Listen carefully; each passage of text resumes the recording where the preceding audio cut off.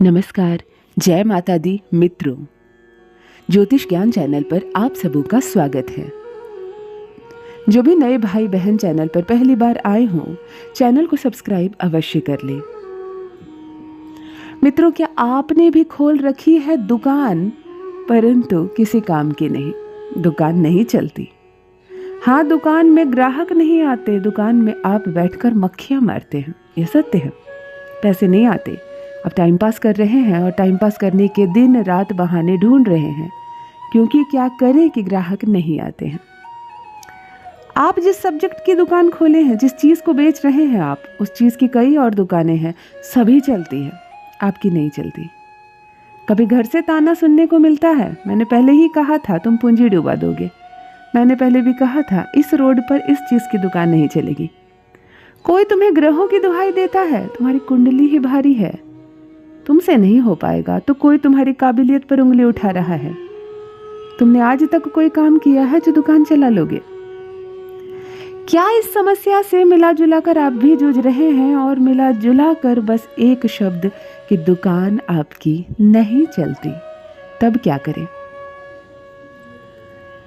यदि आपने भी बहुत सारी पूंजी इन्वेस्ट कर दी है, घर से पैसे ले लिए हैं, कर्ज ले लिया है, दुकान खोल दी है, ग्राहक आते हैं, खुश होकर जाते हैं, परंतु फिर नहीं आते। सामान आप बहुत रिजनेबल रेट पर देते हैं, बहुत ही अच्छी प्राइस पर देते हैं, डिस्काउंट के साथ देते हैं, परंतु ग्राहक फिर से नहीं आते। जो एक बार आता है चला जाता है, फिर नहीं आता है। घर में ताने, पूंजी डूबने की चिंता, बार बार दुकान बदलना भी संभव नहीं है किसी मनुष्य के लिए। तब क्या करें?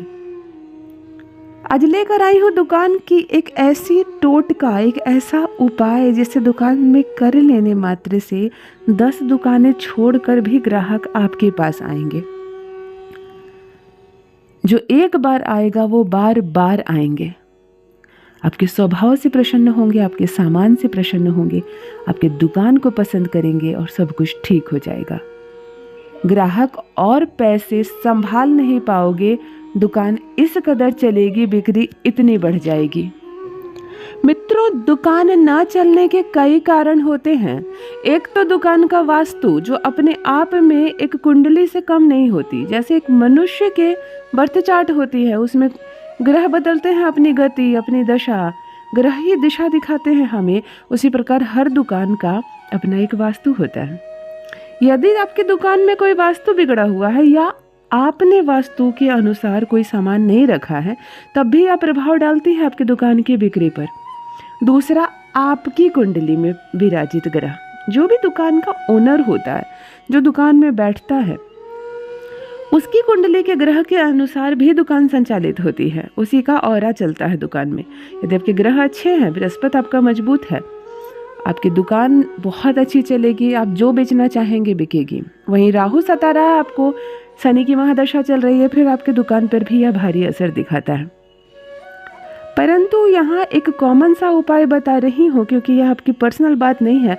मेरे सारे दुकानदार भाई के लिए यह समस्या है कि ग्राहक आते हैं और फिर बाद में चले जाते हैं, फिर नहीं आते, घूम के भूल जाते हैं, वो आपकी दुकान का पता ही भूल जाते हैं। तब क्या करें? तब आज का प्रयोग आपके लिए एक साधारण सी चीज, दुकान की दीवार पर लिखकर आप अपनी दुकान की दशा और दिशा बदल सकते हैं। जी हाँ मित्रों, मैं बता रही हूँ आपको एक ऐसा दुकान ग्राहक टोटका, जिसे करते ही दुकान की बिक्री में आशातीत परिवर्तन होगा।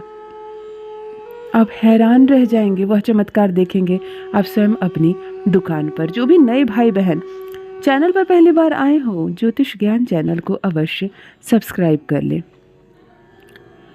मित्रों, या आपकी कुंडली भारी हो, आपके बर्थ चार्ट में ग्रहों की दशा और दिशा इधर उधर हो, कोई फर्क नहीं पड़ता है, या दुकान का वास्तु बिगड़ा हुआ हो, ना आपको कोई तोड़ फोड़ करनी है, ना ही कोई ऐसा प्रयत्न करना है जिससे लोग आपसे सवाल पूछें। बैठे बिठाए पूजा के माध्यम से ऐसा लगेगा जैसे कुछ नहीं किया है आपने, ना 1 रुपया का खर्च होगा। दुकान की दीवार पर आपको सिर्फ कुछ लिख देना है और उससे आप दुकान की वृद्धि में आशातीत परिवर्तन होता हुआ देखेंगे स्वयं अपनी आंखों से।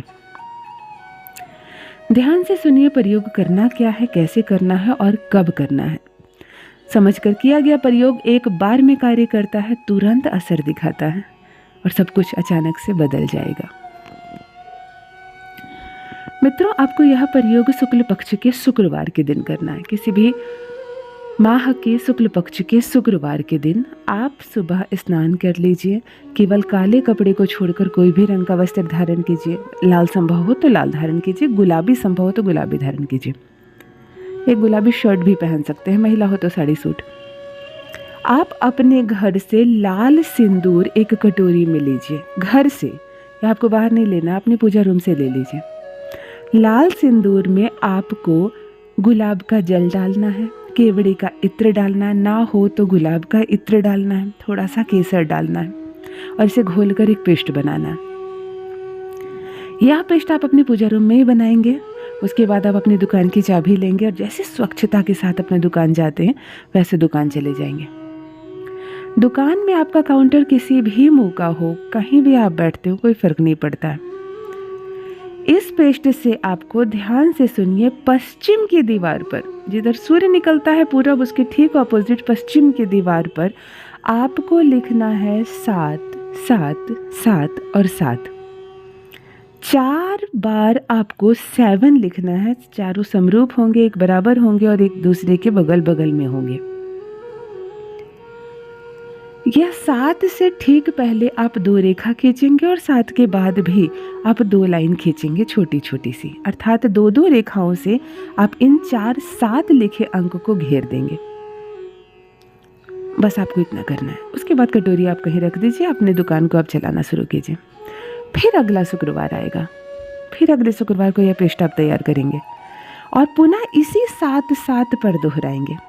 कहीं नई जगह नहीं लिखेंगे, फिर इसी पर लिखेंगे। एक हफ्ते में यह सूख जाएगा, थोड़ा फीका पड़ जाएगा, इसकी एनर्जी थोड़ी कम हो जाएगी, आपको फिर लिखना है। इस प्रकार करते हुए आपको 7 शुक्रवार तक लगातार अपनी दुकान की पश्चिम की दीवार पर 4 बार 7 लिखना है और 2-2 रेखाओं से घेर देना है, जैसे स्वास्थ्य, रिद्धि और सिद्धि से घिरी रहती है। माता लक्ष्मी से हाथ जोड़कर प्रार्थना करनी है। दुकान में भूल कर भी बैठकर नॉनवेज का सेवन ना करें, कोई भी नॉनवेज ना खाएं दुकान में। उसके बाद आप यह चर्चा भी किसी से ना करें कि यह क्या है। किसी ने आपसे पूछ बैठा कि ये क्या है, क्यों लिखा है आपने, तो आप इसका जवाब ना दें, कुछ भी कह दें, बात को टाल दें।